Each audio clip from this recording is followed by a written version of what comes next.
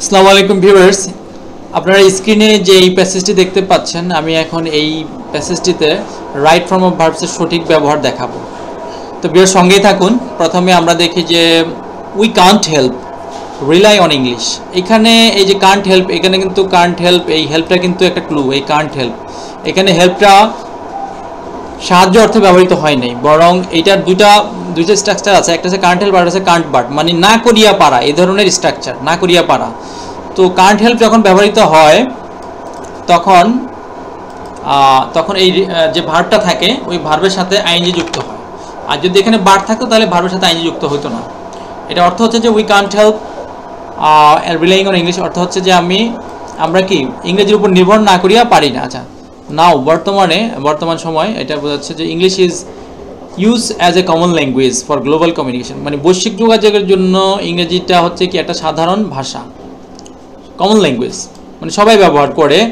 তো ইংরেজি হলো একটা কি, ইংরেজি ব্যবহার করা হয়, ইংলিশ ইজ ইউজ, ব্যবহার করা হয়। ইংরেজি নিজে কিছু ব্যবহার করা না, বলে ইংরেজি ভাষাকে ব্যবহার করা হয়। তাহলে ইজ ইউজড, তাহলে এখানে হবে ইউজ, এটাকে ফার্স্ট পার্টিসিপল করে দিতে হবে ভার্বের। এটা প্রেজেন্ট ইনডিফিনিট টেন্সের প্যাসিভ ভয়েস। প্রেজেন্ট ইনডিফিনিট টেন্সকে যখন প্যাসিভ ভয়েস করি তখন বি ভার্বের সাথে কি মূল ভার্বের থার্ড ফর্ম, মানে ফার্স্ট পার্টিসিপল ফর্ম করে নিতে হয়। ওকে, তারপরে আমরা দেখি it recognise as an international language. এটা আসলে কি স্বীকৃত।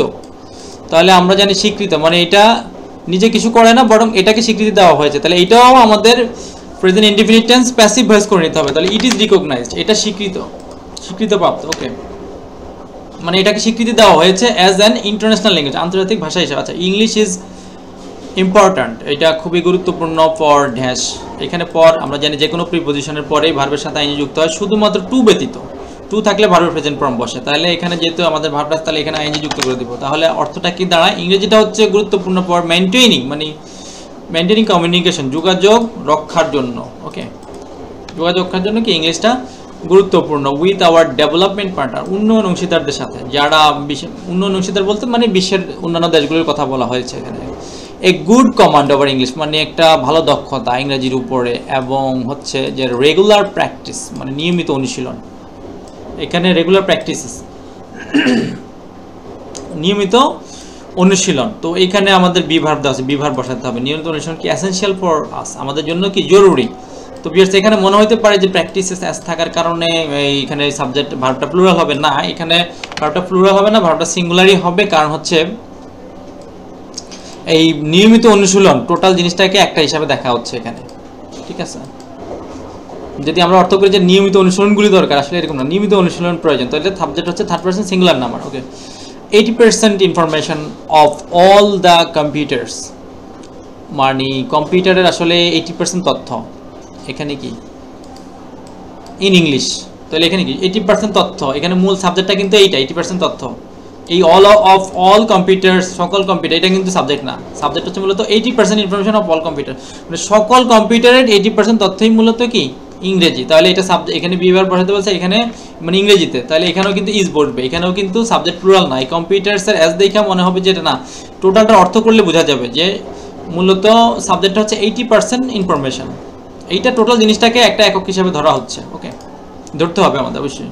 তারপর উইথ এ ভিউ টু, এইটা একটা ক্লু, এইটা একটা phrase word, with a view to. এরপরে অবশ্যই এখানে টু থাকলে আমরা বলেছিলাম যে ভার্ব প্রেজেন্ট ফর্ম, বাট এইখানে উইথ এ ভিউ টুর সাথে এই ফ্রেজ ওয়ার্ডের সাথে, এই প্রিপোজিশনাল ফ্রেজের সাথে অবশ্যই ভার্বের সাথে আইএনজি যুক্ত হবে, উইথ এক্সচেঞ্জিং। ওকে, এখানে শেষের ইটা কেটে দিয়ে অবশ্যই আমাদেরকে আইএনজি যুক্ত করতে হবে।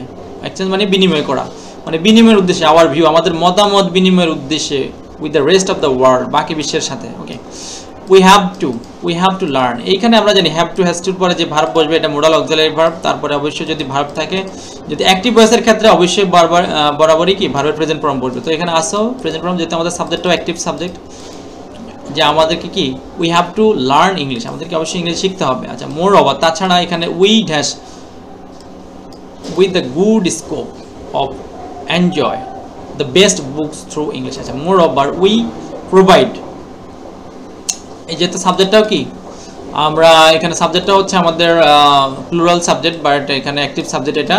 তো যেহেতু প্লুরাল সাবজেক্টের সাথে অবশ্যই আমাদের কি ভার্বের সাথে ভার্বের প্রেজেন্ট ফর্ম বসবে, সেখানে কোনো অ্যাজ বাই যুক্ত হবে না, যার কারণে যেভাবে আছে এভাবে we provide with the good scope, ভালো একটা সুযোগ দিচ্ছি আমরা, এটা বলছে অফ অপের পরে আমরা জানি প্রিপোজিশনের পরে কি, অপের পরে প্রিপোজিশনের পরে ভার্বের সাথে আইএনজি যুক্ত হবে, তো এটাই।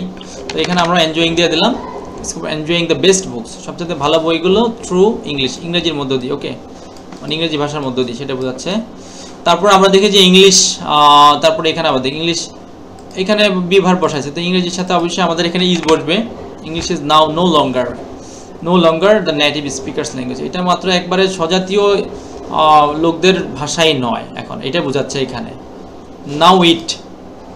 নাও এখন এটা কি belong to the world's people, মানে এটা বিশ্বের সকল লোকদের কাছে চলে গেছে, এটা বলছে সকল লোকদেরই কি অধিকার, এটা বোঝাচ্ছে এখানে বিশ্বের। তাহলে এখানে নাও ইট সাবজেক্টের থার্ড পারসন সিঙ্গুলার, তাহলে এখানে অবশ্যই অ্যাজ যুক্ত হবে, it belongs to the world's people, এটা মানে বিশ্বের সকল লোকের, এটা বোঝাচ্ছে এখানে। ইট ইজ হাই টাইম, এইটা একটা আমাদের ক্লু, এইটা রাইট ফর্ম ভার্বের একটা ক্লু। ইট ইজ হাই টাইমের পরে পরবর্তী যে সেন্টেন্সটা থাকে তারপরে অবশ্যই ভার্বের ফার্স্ট ফর্ম হবে, মানে ফার্স্ট ইনডেফিনিট টেন্স হবে। তাহলে পেইড, পের ফার্স্ট ফর্ম হচ্ছে পেইড, ফার্স্ট পার্টিসিপল পেইড, তাহলে it is we paid more attention, মানে এখনই উপযুক্ত সময় আমাদেরকে আরও বেশি মনোযোগ দেওয়া, টু অ্যাটেনশন টু ইংলিশ, ইংরেজির প্রতি। আদারওয়াইজ অন্যথা কি ঘটবে, আদারওয়াইজ অন্যথা মানে এটা ভবিষ্যতে করবে, তাহলে উইল লেগ বিহাইন্ড, ওকে, এখানে উইল বসবে, উইল লেগ বিহাইন্ড, অথবা আমরা কি পিছিয়ে থাকবো। তো ভিউয়ার্স আশা করি বুঝতে পেরেছেন, সবাইকে ধন্যবাদ।